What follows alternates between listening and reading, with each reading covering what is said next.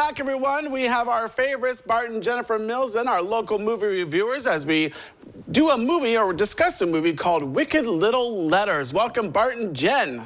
Good morning. All right, so this movie, it looked kind of like a period piece, kind of a comedy, kind of a mystery, but I'm really not sure, so explain.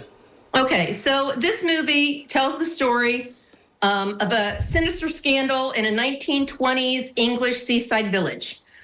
Edith Swan, played by Olivia Coleman, she starts to get these threatening, obscene letters in the mail. And she thinks, and her family thinks, that the next door neighbor, played by Jessie Buckley, her name is Rose. She's Irish. She's a migrant. They think that she's the one writing the letters. So they alert the police and they get her arrested.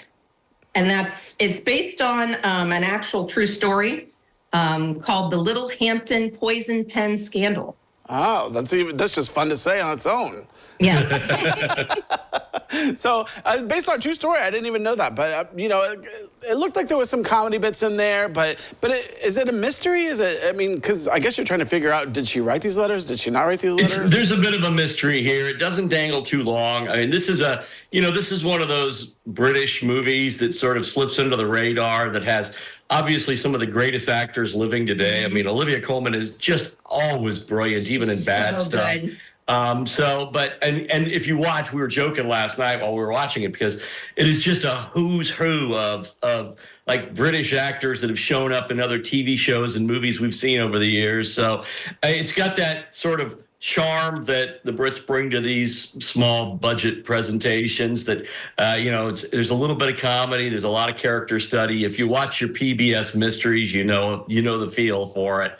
But it is, to be honest with you, it is at its core a story about, about attitudes toward immigrants and bigotry in general and how certain people can be blamed for things just based on who you think they are and not who they actually are. And also, I want to just point out things that men could get away with that women couldn't. As far as, cursing, men could write these things, these obscene letters, and no one would think twice. But a woman writing them, heaven forbid. Is this something that you tried out? Yeah. Tried doing? Yeah. Tell your sister sorry about the letters. Yeah.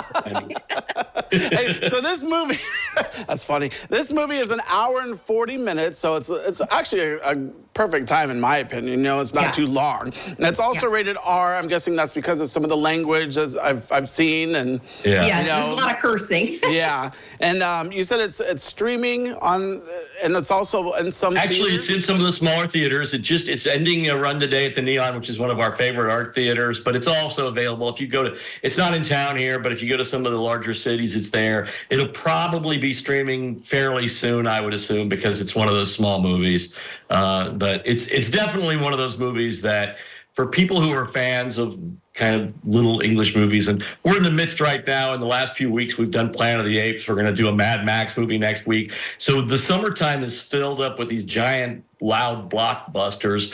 So it's nice once in a while to take a break in a dark theater and just catch a nice story with great acting. Right. So let's go to our favorite website, Rotten Tomatoes.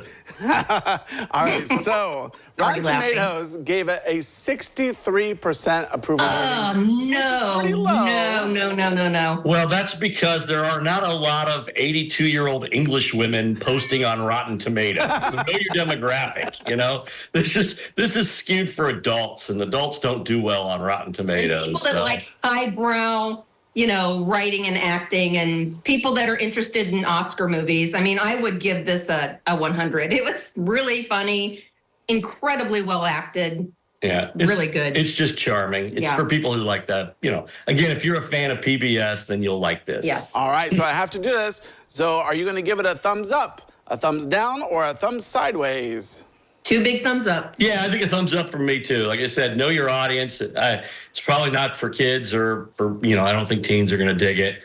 And if you're a person who really needs to see a giant gorilla punch a giant lizard in your movies, that's not going to happen here. But Olivia Coleman is a force of her own, and so it's well worth the trip. All right, so we're going to have to go out and watch Wicked Little Letters, maybe while having some tea and crumpets. There you go. All right, well, Bart and Jen, thank you so much for joining us today. Appreciate it. Thanks. Thanks. All right, well, don't go away because we have more when we return.